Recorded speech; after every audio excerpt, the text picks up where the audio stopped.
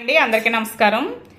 ప్రకృతి ప్రేమికులు, హెల్త్ మీద కాన్షియస్ ఉన్న వాళ్ళు నిజంగా చెప్పాలంటే ఇలాంటి గాజు సీసాల్లో తాగాలండి. ఎందుకో చెప్పనండి, ఇప్పుడు హెల్త్ పరంగా చూసుకుంటే ప్లాస్టిక్ దాంట్లో ఏదైనా లిక్విడ్ ఉన్నా మంచిది కాదని చెప్తున్నారు, వాటర్ ఉన్నా కూడా. కాబట్టి ఇందులో ప్లేస్ అయినట్టు అవుతుంది. తర్వాత మనం ప్లాస్టిక్ని అవాయిడ్ చేసినట్టు కూడా అవుతుంది కదండి. ఇప్పుడు మనం ఇది రీసైక్లింగ్కి పంపించాలి.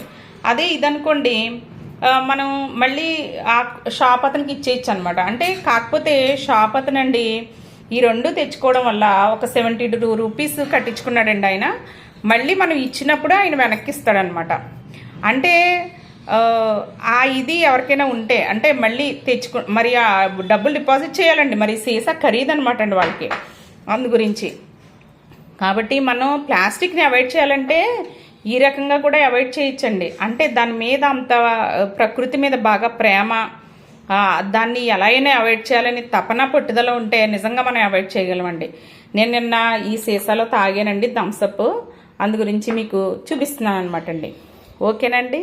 అంటే అవాయిడ్ చేయలేం అంటూ ఉంటారు కదా, ఇలా చేస్తే అవాయిడ్ చేయగలమండి. అవునా కాదంటారా? అలాగే భోజనాల్లో కూడా ప్రకృతి ప్రేమికులు ఎవరైనా ఉంటే ఆ ప్లాస్టిక్ బాటిల్ మానేసి సీసా కూడా పెట్టచ్చండి. అయిపోయిన తర్వాత ఆ సీసాలను మళ్ళీ కలెక్ట్ చేసుకొచ్చి అలా కూడా పెట్టచ్చు. అంటే నిజానికి ఆ ప్రేమ మనకు ఉండాలండి, అవాయిడ్ చేయాలన్న తపన ఉండాలి. అస్సలు అవాయిడ్ చేయలేమండి. ఈ రోజుల్లో మన జీవితంలో ఒక భాగం అయిపోయిందండి అని చెప్తారు. కాదండి, మనం ప్రయత్నం చేయట్లేదు అంతే. అవునంటారా కాదంటారా?